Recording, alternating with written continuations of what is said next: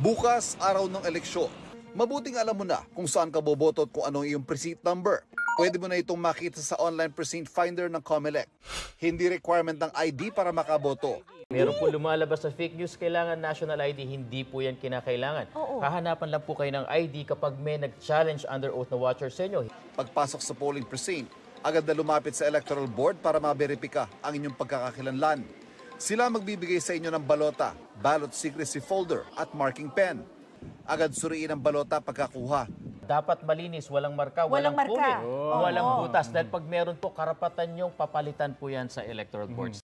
I-shade ang buong bilog sa tabi ng iboboto ninyong kandidato. Noong nakaraang taon, inaprubahan na ng COMELEC ang 15% threshold para sa ballot shading. Ibig sabihin, maaaring hindi maitiman ng buo ang mga bilog sa balota kung sakaling nahihirapan. Mahalaga rin alam mo kung ilan lang ang mga kandidatong dapat mong iboto para sa isang posisyon. Maliban sa shade, wala nang dapat isulat sa balota para tiyak na mabasa ng makina. Isa lang ang balota kada botante. Hindi na rin pwedeng humingi ng kapalit.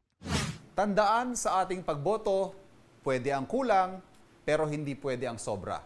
Kung 12 ang bobotong senador, mas maganda. Pero kung hindi aabot ng 12 napupusuan, okay lang.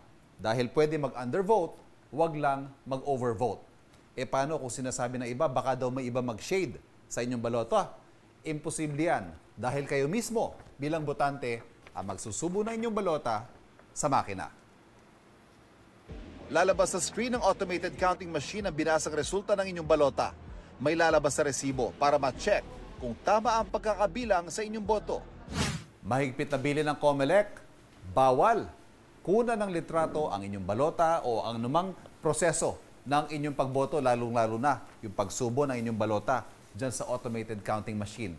Election offense po yan. Kaya kahit anong kagustuhan ninyo na i-flex o i-post sa social media ang inyong pagboto, bawal na bawal po yan.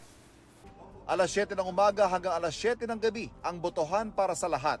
Pero alas 5 ng umaga ay bukas na mga presinto para maagang makaboto ang mga senior citizen, persons with disability at mga buntis, pati mga aalalay sa kanila.